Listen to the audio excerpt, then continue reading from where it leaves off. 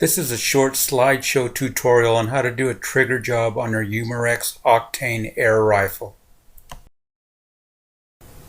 You can stop the video on any frame to do a screenshot for printout to be used for later reference. These same slideshow images can be found at the Umarex Octane users group by clicking on the link in my description. Please be aware that if done incorrectly, you can create a danger of accidental discharge. I will not be held responsible for any injury or damage caused to yourself or others as a result of alterations made to your Umarex Octane rifle. One last important note. Making alterations to your Umarex Octane Air rifle can and most likely will void your warranty. Now on to the good stuff. You're going to need for tools 2 Allen wrenches, a Phillips head screwdriver, and some needle nose pliers. I know this sounds stupid, but please make sure your air rifle is unloaded.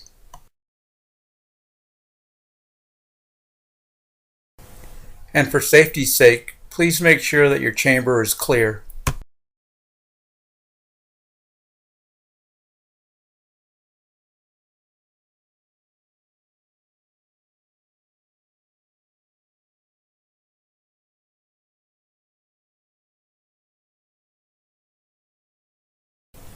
The trigger housing here is pictured upside down.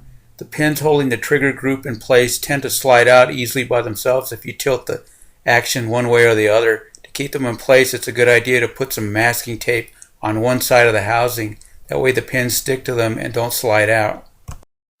This is an angled view of the trigger housing with all the components in place the way they're supposed to go. Note the 2 different diameter pins holding the components in the housing. It's real hard to put the wrong pin in the wrong hole because of that, but it's real easy to lose the pin, so be careful. This is a rearmost view of the trigger housing. Note the 2 springs. The upper spring is for the first stage trigger pull. The lower spring causes the sear to engage the gas piston sleeve when the gun is cocked.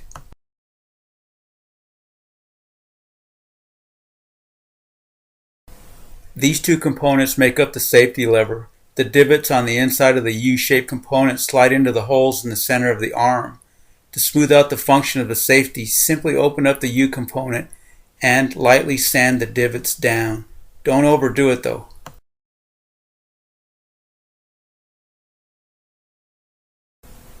Here I've taken the safety components out of the housing and held them in place with their respective pins on the outside of the housing walls so you can see how they fit when they're in place.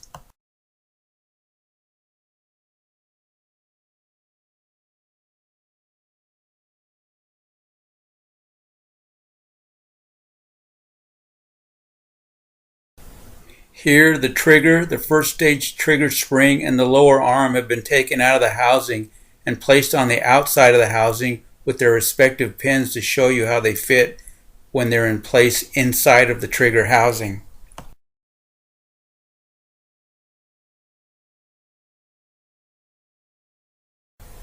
Pictured here is the sear and the spring that forces down the sear to engage the piston sleeve to lock it back when the gun is cocked. The actual trigger job consists of smoothing the rough edges off of the contact surfaces of the sear alone. The other parts and the components of the trigger group are generally not touched, other than the safety that I touched on before. The shiny thing directly beneath the sear is the sleeve surrounding the gas piston. This is what the sear locks onto when the gun is cocked.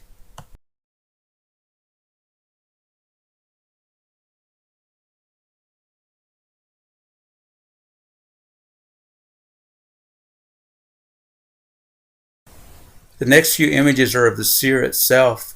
I just wanted you to see what exactly I've done to it, and that's just smooth off the rough spots on the contact areas. And there's only 2 contact areas on the sear. The curved part of the claw is the part that slides over the sleeve surrounding the piston before it reaches the engagement slot.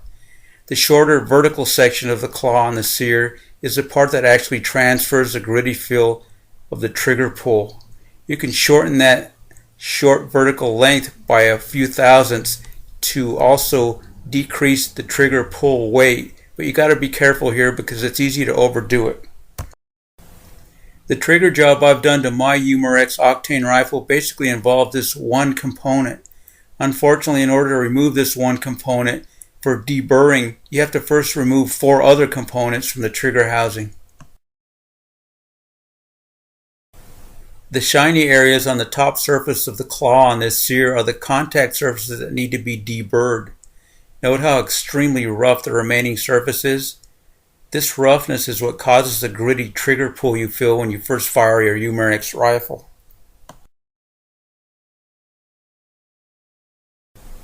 When deburring, the goal is to smooth out the rough contact surfaces, not to file down to the deepest depths of the deepest gouge.